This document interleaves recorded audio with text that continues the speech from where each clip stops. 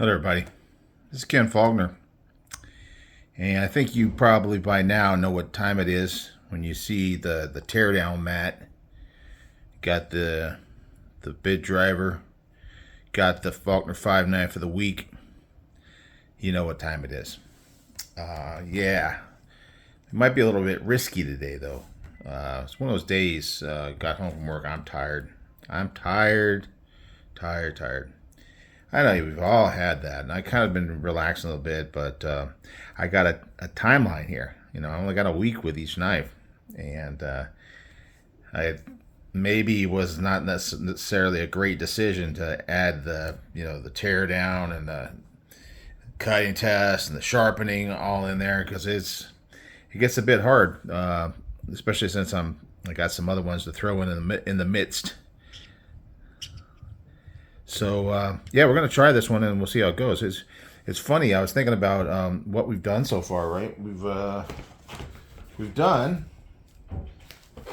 two different types of knives, different types of locks. We had the first one, which was the Chavez, and the Chavez just had a lighter lock. So that's just like your basic, right? And then we got into the Riot, and that one, it was the pivot button lock, and that's like, wow, who knows? But it turned out to be pretty good. It turned out pretty well. So now what are we doing? We're doing an axis lock knife. These can be troublesome, especially the bench-made ones. Got that tool that I might have to break out. Might have to pause and find that tool. I don't know. I don't know if this one is like that. I haven't taken this one apart. I'm pretty sure. I have taken one of the Kumwus apart, the Chad, because I had a broken spring in there and I had to replace that. But this one, I don't think I've taken apart. The action's been like phenomenal the whole time. So really didn't feel the need to. But now we're going to go into it. We're going to see what's going on inside here. And we got a captive fit pivot on this one, which is good. I don't know what the sizes are. I'm thinking T8s. They kind of look like T8s. So let's get our T8 out. I gotta find the T8. Is this the T8? Let's take a look. Catch the light just right. Yeah, see, I'm tired and my vision's not so good right now. This could be a disaster, but then maybe I'll just get lucky. And I've been lucky, and I got to knock on wood. So far, a couple little things, dropping a couple little things, and that's normal. But nothing too bad. So we're definitely T8 on the pivot. We are like T6s everywhere else. So I guess we'll go ahead and take the pivot off first. And I should just be able to just take it. Yep. And I haven't had any screws that have been excessively Loctited, which is nice. And that one was pretty much cooperating. So the black is the T8. I still haven't memorized all that. Is it the gold one? That's the T10. Looks like the gray one is the T6. So the black and then the gray. And those are the only three. Obviously I have other ones, but that's what's on this knife. So I do need to take off the one for the lock itself because it has that tab on it. And is it fighting me? Nope. Came off okay. Because there's not a hole big enough for this to go through, it needs to be removed. So I'm going to put that over the side with the screw that goes with it, because you never know what's going on with these screws. Am I going to have to take off the lock? Or the clip? I don't think so. We'll see once we take off these two screws from the body. And we'll put that one right here. And we'll put this one see, is that is a T6, yes? No? Yes?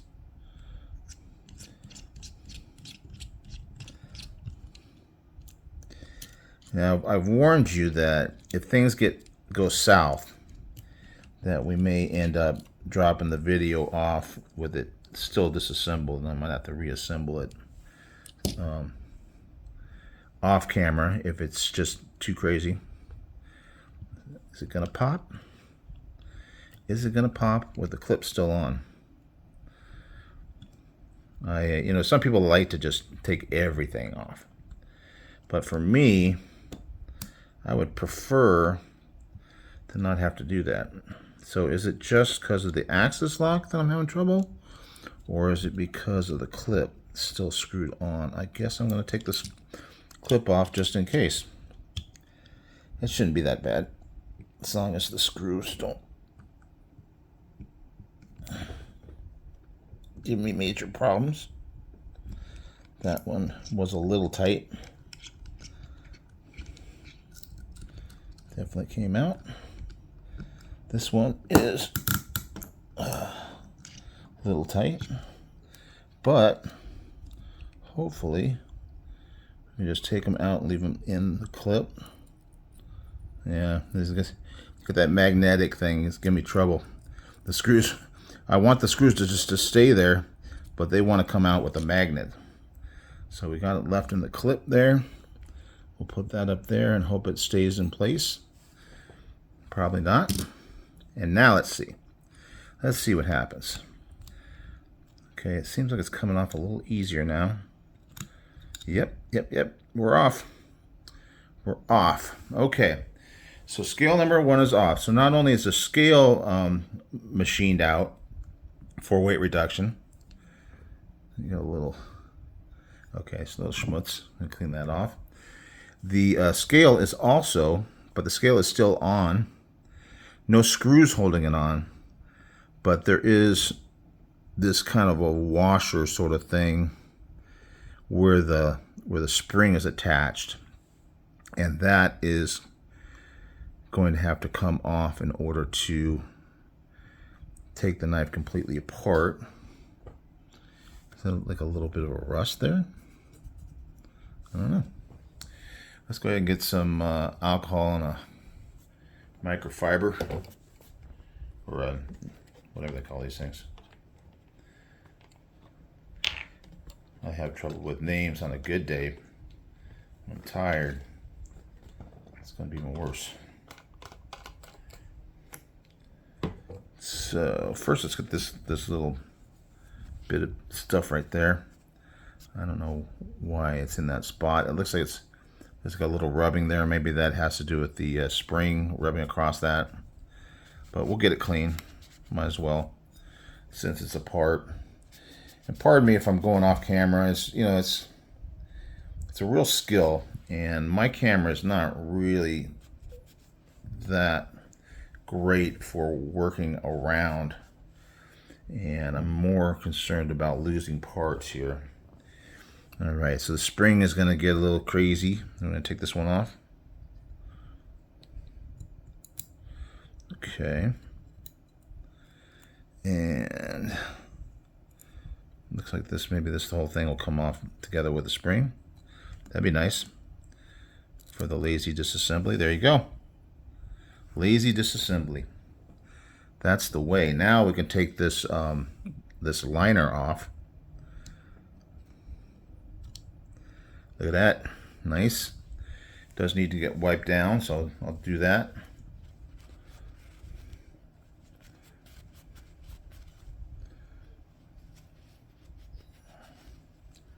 I don't know why it's not completely coming clean. I don't know if that's a little bit of corrosion,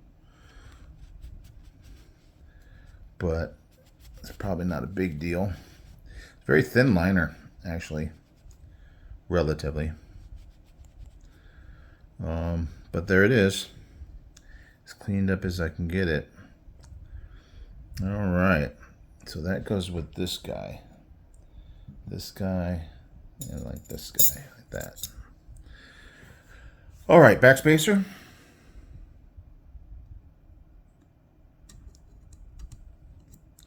comes off, no problem. Clean it off as well.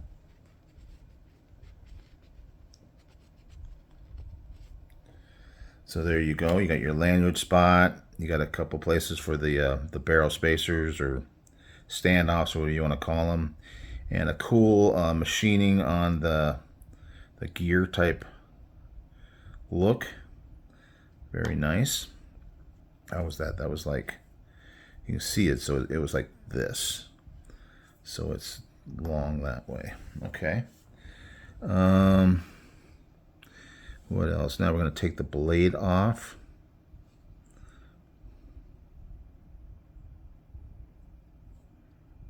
Kind of work it out. This thing's still got a spring on it, so we'll see what happens with that. So there is the, looks like it's going to be ceramic bearings with a nylon cage. And we'll get that out. And is it different on each side or the same? So it's the same. So those nylons, they don't really, like those brass ones, you can see the one side's flat and the other one is like concave. This one is the same on both sides. There's something to be said for that. You don't have to worry about how you put it back together. Hopefully. Knock on wood again. Now we are going to take the pivot out. Are we? Or are we going to leave that in? We'll take the bearing out, and we did get a stop pin out at the same time. So we got that much done. And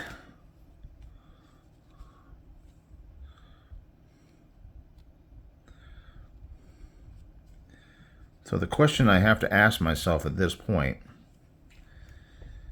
as far as how the internals look, we did take apart one side, and theoretically the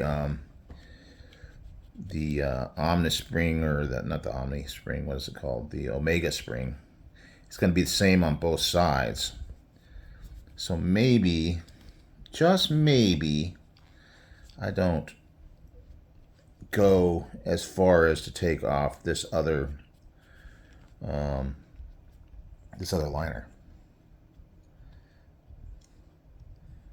What do you think? What will Ken do? What would Ken do? Ken would be lazy. I'm cleaning it up and I'm getting the action good. I mean, there's a possibility of a little schmutz in there where the spring is, but maybe I don't care. Maybe. Just maybe. These just will come out if I let them. So I will just leave them. So yeah, just for the sake of me being tired and all that good stuff and living up to my reputation, I think that's what I'm going to do. I don't remember which one I cleaned. I had to clean them both. They look exactly the same. So I don't think there's any difference which side I put it on. I just want to make sure I get the pivot clean and kind of try to clean it out around where this crossbar goes back and forth in here, but it's moving smoothly. It doesn't really have anything that is seeming to be a problem. Okay, so we're at this point. Might as well clean this guy off, the stop pin. Not that it's a big deal, but it would be if I dropped it. That would be a big deal because it's a tiny little guy. I'm going to put this back in place and see if it stays. That would be just lovely. Here we go. So there it is. That's the disassembly. Oh, I should clean this off too because I didn't get both sides of the bearing area. Now it's looking better. Look at that. Much better. You can see a little wear ring where the bearing was hitting, but it's nice and clean now. All the schmutz is removed. We don't want schmutz in our knives. Sometimes it's better not to take them apart because you don't even know that the schmutz is there. But in reality, normally you're going to have an improvement in the action, even if it's really smooth like this one is so far. Did I get this? Make sure I cleaned it all around here. No schmutz can be left. Okay, so I got my lube on this bearing. I'm gonna put it on the pivot, and I'm sure some of you guys are really good about disassembling, getting your knives all clean.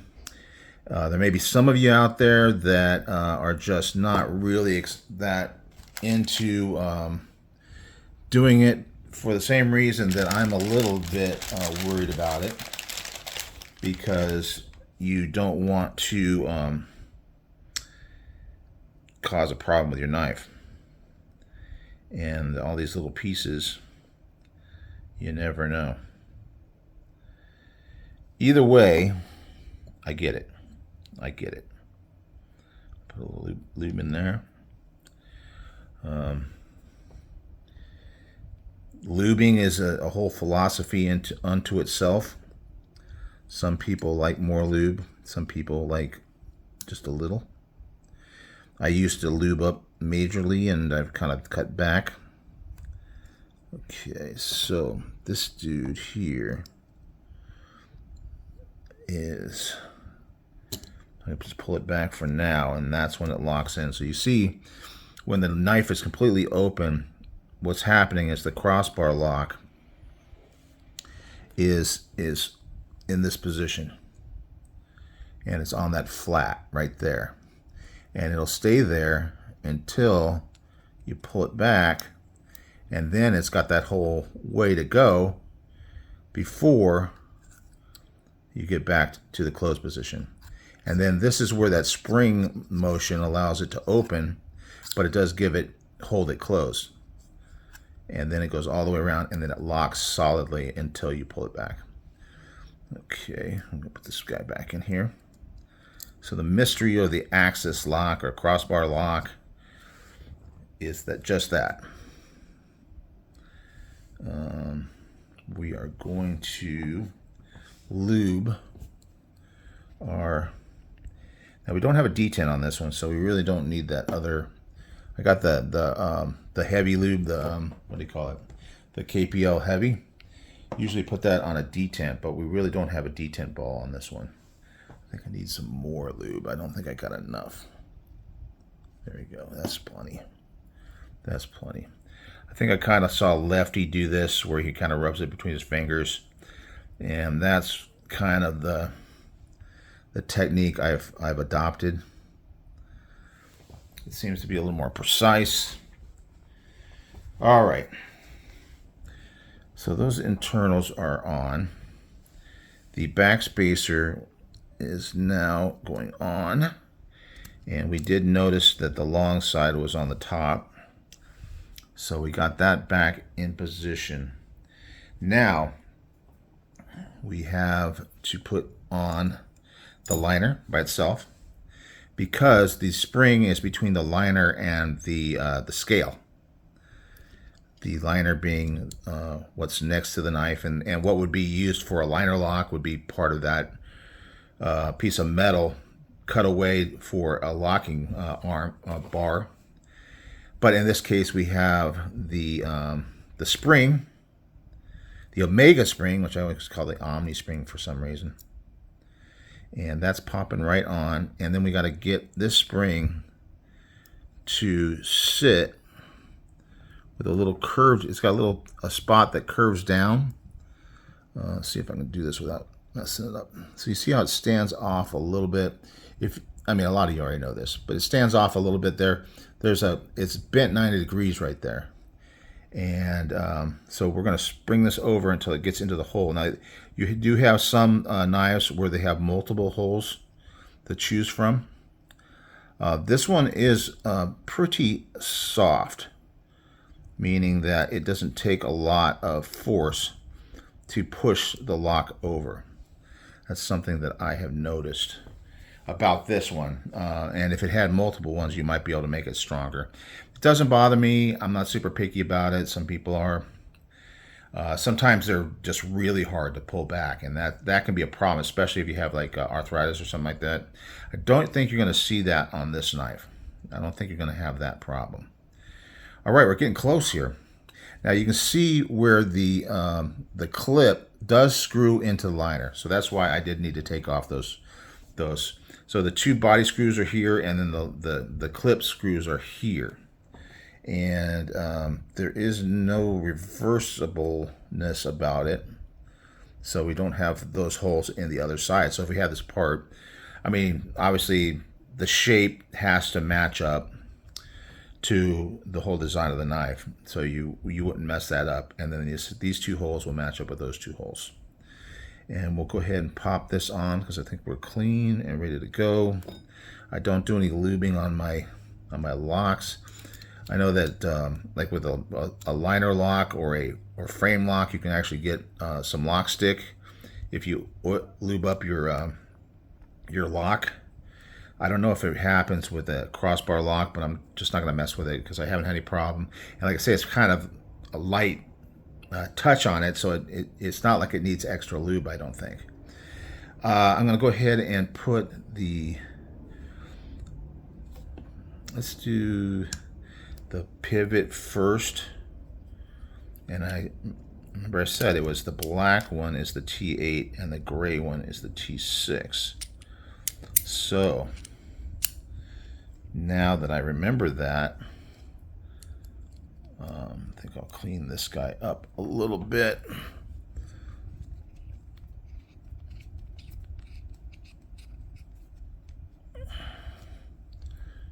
Okay. And the other side is captive, so we don't really have to worry too much about it. And again, we don't want to tighten this up snug yet. We just want to, well, we just slightly snug, but we don't want to tighten it down yet. And then we got these two screws that are the body screws in the back. So we'll go ahead and throw those guys on. Oh, I forgot. Let's switch it out. Black one goes back. Gray one comes out. And we're ready to go. This is a really cool bit driver. And so far so good, but you never know, and you know it's not over until can you say fat lady sings anymore? I don't know. I used to be able to say that, but you get the idea. So the whole, you know, the opera is over. I guess I came from the opera. I never was a big fan of opera. I like all kinds of music, but opera was definitely not one that I ever really got into on a... Man, that screw does not want to go in. See? The fat lady is now laughing at me.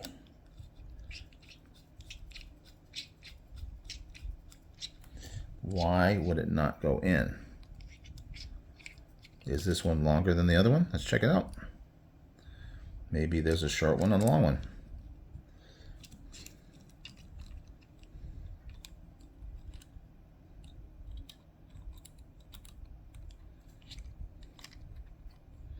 It seems like there's always got to be at least one mishap at a minimum.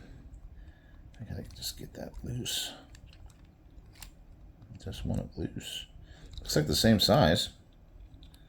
So why, oh why, must I suffer so?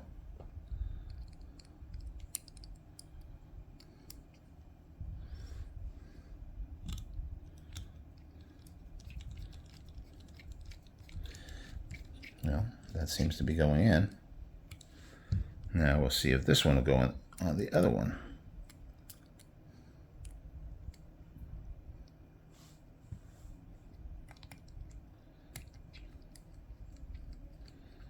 Maybe it's just like on a little bit of alignment issue or something like that. It could be. threads, you know, are very particular. Now you can see that the screws on the clip are flat-headed, and that's good. I think you can see that. So that helps to not get in the way when you're putting it in the pocket. And this one does go in and out of the pocket pretty easily. You do sometimes feel that texture on the scale, you know, letting you know it's there when you're trying to pull it out of the pocket. But it does mean that you get a little extra retention for those that like that. Okay, and we're down to this cool little tab that I like so much in general. Let's see if I'm still going to like it in a minute. Let me see if I still am going to like it.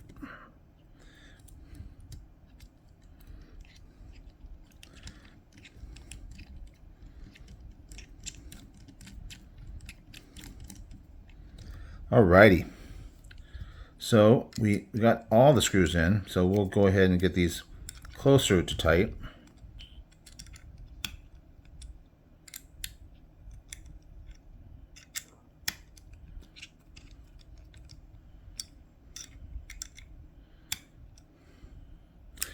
And now we'll snug up obviously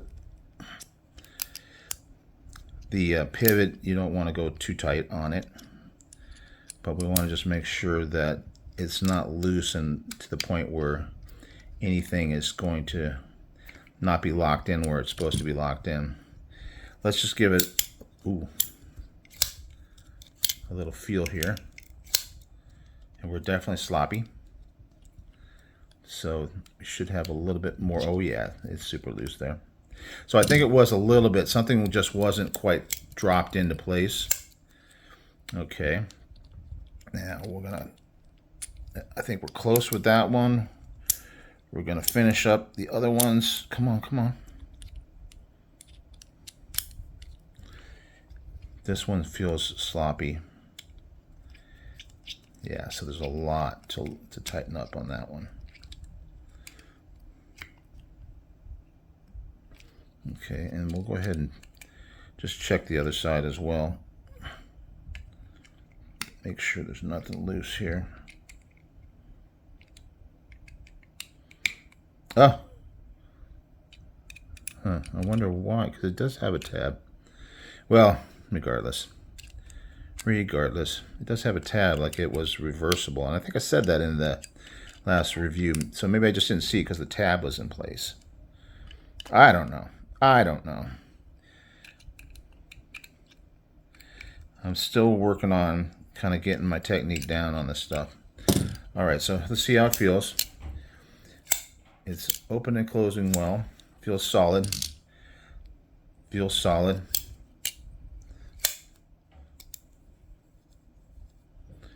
Could probably loosen it a bit, but I think I'll wait and see how it breaks in over the next couple of days. And then, because it's definitely solid, but it drops. So it may actually be nice to have it a little bit snug. And then we'll let it kind of break in. All right, guys. Well, it looks like we did it. It's 28 minutes, 30 minutes. That's our time for some reason. It's not like I planned it that way, but that's just the way it works out.